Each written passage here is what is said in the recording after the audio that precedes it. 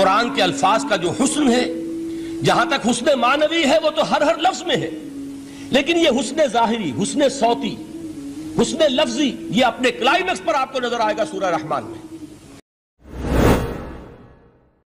بالکل اسی طرح سمجھ لیجئے، ایک بات یاد آئی ہے، حضور فرماتے ہیں کہ جس طرح کان لگا کر اللہ قرآن کو سنتا ہے، کسی چیز کو نہیں سنتا۔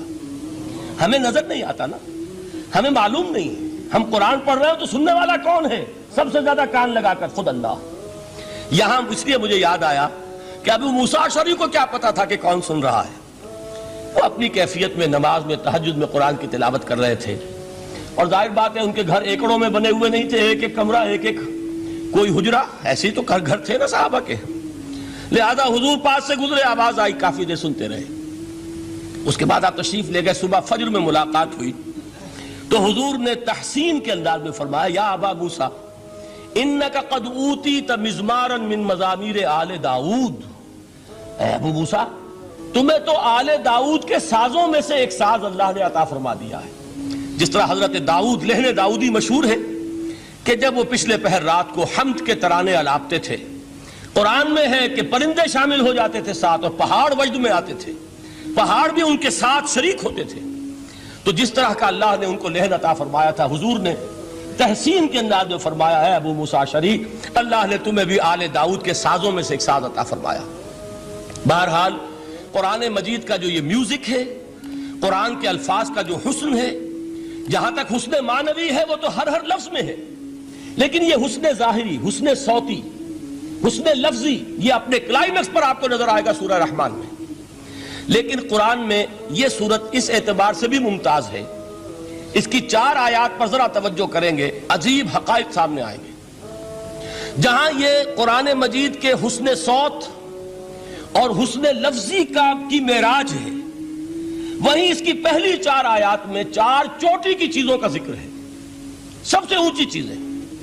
پہلی آیت کیا ہے؟ الرحمن، ایک آیت ہو گئی۔ رحمان کیا ہے؟ اللہ کا نام ہے۔ کبھی آپ نے غور کیا اللہ کے ناموں میں سب سے پیارا نام کون سا ہوگا؟ رحمان۔ کیوں؟ اس کا مادہ کیا ہے؟ رحمت۔ ہمیں سب سے بڑھ کر جس چیز کی ضرورت ہے وہ کیا ہے؟ رحمت خداوندی۔ نام اچھی طرح سن لیجئے اس حضور کے قول کو۔ حضور فرماتے کوئی شخص جنت میں مجرد اپنے عمل کی بنیاد پر داخل نہیں ہو سکے گا جب تک کہ رحمت خداوندی دستگیری نہ کرے۔ کسی صحابی نے بڑی ہمت اور جرأت کا ثبوت دیا کہ پوچھ لیا، کیا حضور آپ بھی؟ جب آپ نے فرمایا کوئی شخص داخل نہیں ہو سکتا جنت میں محض اپنے عمل کی بنیاد پر جب تک کہ رحمت خداوندی جو ہے وہ دستگیری نہ فرمائے۔ پوچھا گیا کیا آپ بھی؟ آپ نے فرمایا ہاں میں بھی۔ آپ اندازہ کیجئے کہ اگر محمد الرسول اللہ بھی رحمت خداوندی کے ضرورت مند ہوں تو تاب دیگراں چہ رسد، ہماری تو سب سے بڑی ضرورت رحمت خداوندی ہے۔ اب یہ رحمت جو ہے قرآن مجید میں اللہ تعالیٰ کی یہ شان 2 الفاظ کے ذریعے سے آتی ہے، رحیم اور رحمان۔ اور کوئی مادہ نہیں ہے جس سے 2 نام بنتے ہوں اللہ کے، لیکن یہ مادہ ہے واحد رحمت کا کہ جس سے رحمان بھی ہے رحیم بھی ہے۔ رحیم صفت مشبہ ہے، رحمت دائم ہو جائے گی، مستقل ہوگی تو رحیم کہیں گے۔ اور رحمان، اس میں رحمت کی ہے وہ شان ہے کہ جیسے ٹھاٹھے مارتا ہوا سمندر ہو، ہیجان کی کیفیت، طوفانی کیفیت، رحمت خداوندی کا طوفانی جوش، وہ ہے رحمان۔ آپ تو رہتے اس علاقے میں ہیں، آپ کو معلوم ہے عرب اگر بھوکا مرا جا رہا ہو تو کیا کہے گا؟ انا جوعان۔ پیاسا مرا جا رہا ہو انا عطشان۔ بہت غضبناک ہوگا غضبان، غضبان آصفہ قرآن میں آیا ہے، بہت غضبناک۔ رحمان جس کی رحمت جو ہے جوش میں ہے، ٹھاٹھے مارتے ہوئے سمندر کے مانند۔ تو یہ اللہ تعالیٰ کے ناموں میں سب سے پیارا نام۔ اب آگے چلیے، الرحمن علم القرآن، رحمان نے قرآن سکھایا۔ رحمت خداوندی کا سب سے بڑا مظہر، رحمان کی رحمانیت کا سب سے بڑا مظہر قرآن ہے۔ ان میں جو منطقی ربط ہے اس کو سمجھتے جائیے۔ اچھا آپ یہ سوچئے، جو علم بھی انسان کو حاصل ہوا وہ کس نے دیا؟ اللہ نے۔ سائنس کا علم کس نے دیا؟ اللہ نے۔ علم آدم الاسماء کلہا، وہ علم الاسماء جو حضرت آدم کو دے دیا گیا تھا ازل میں، یہ اسی کا ظہور ہے، یہ اسی کی ایکسفولیشن ہے جو ہو رہی ہے اور ہوتی رہے گی ابھی۔ اور دوسرے علم ہے وہ کس نے دیے؟ اللہ نے دیے. لا یحیطون بشیء من علمہ الا بما شاء. مخلوق میں سے کوئی اللہ کے علم میں سے کسی شے کا احاطہ نہیں کر سکتا مگر وہ جتنا اللہ دینا چاہے. لیکن یہ کہ تمام علوم میں چوٹی کا علم قرآن. نوٹ کرتے جائیے، اب چوٹی کی چیزیں جمع کیجئے. اللہ کے ناموں میں چوٹی کا نام رحمان. اللہ نے جو کچھ انسان کو سکھایا اس میں چوٹی کا علم قرآن. خلق الانسان، انسان کو پیدا فرمایا. سوال یہ کہ حیوانات کو کس نے پیدا فرمایا؟ آسمان کس نے پیدا کیے؟ زمین کس نے پیدا کی؟ فرشتے کس نے پیدا کیے؟ کیا مطلب خلق الانسان؟ اس کی تمام مخلوقات میں اس کا کلائمیکس، اس کی تخلیق کی معراج، اس کے تخلیق کا نقطہ عروج انسان ہے. یہ ہے کہ جو مسجود ملائک بنا ہے. وَلَقَدْ كَرَّمْنَا بَنِي آدَمَ وَحَمَلْنَاهُمْ فِي الْبَرِّ وَالْبَحْرِ وَرَزَقْنَاهُمْ مِنَ الطَّيِّبَاتِ وَفَضَّلْنَاهُمْ عَلَى كَثِيرٍ مِّمَّنْ خَلَقْنَا تَفْضِيلًا. تو تخلیق میں سب سے اونچی تخلیق انسان کی، علموں میں سب سے اونچا علم قرآن کا، اللہ کے ناموں میں سب سے اونچا نام رحمان. اب آئیے چوتھی چیز، علمہ البیان. انسان کو بیان کی صلاحیت عطا فرمائی. کیا اور کوئی صلاحیت عطا نہیں کی؟ بینائی کس نے دی؟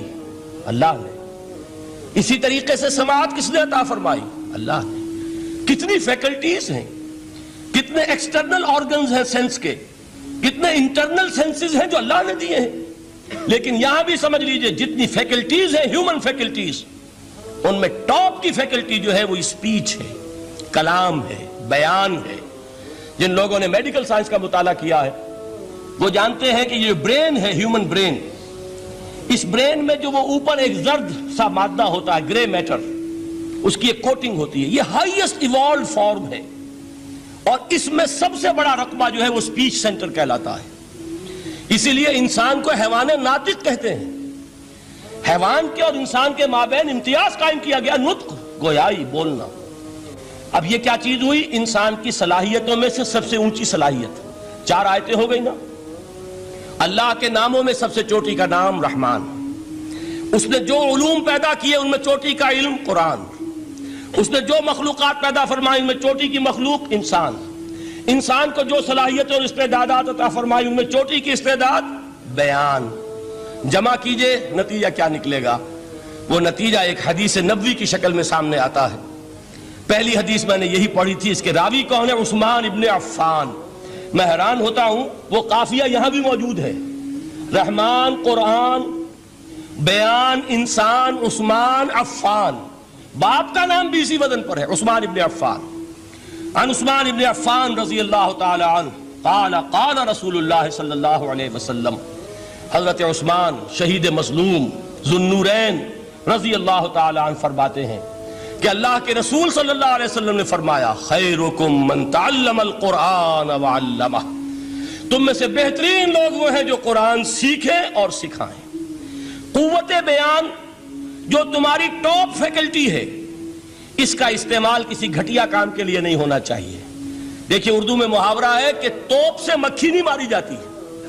توپ بنائی گئی ہے کسی بڑی شے کے لیے، مکھی مارنے کے لیے توپ استعمال نہیں ہوتی. یہ قوت بیان جو ہے، جو ٹاپ موسٹ فیکلٹی ہے ہیومن، جو فیکلٹیز ہیں ان میں سے، اس کا استعمال بھی ٹاپ موسٹ ہونا چاہیے. قرآن کو بیان کرو.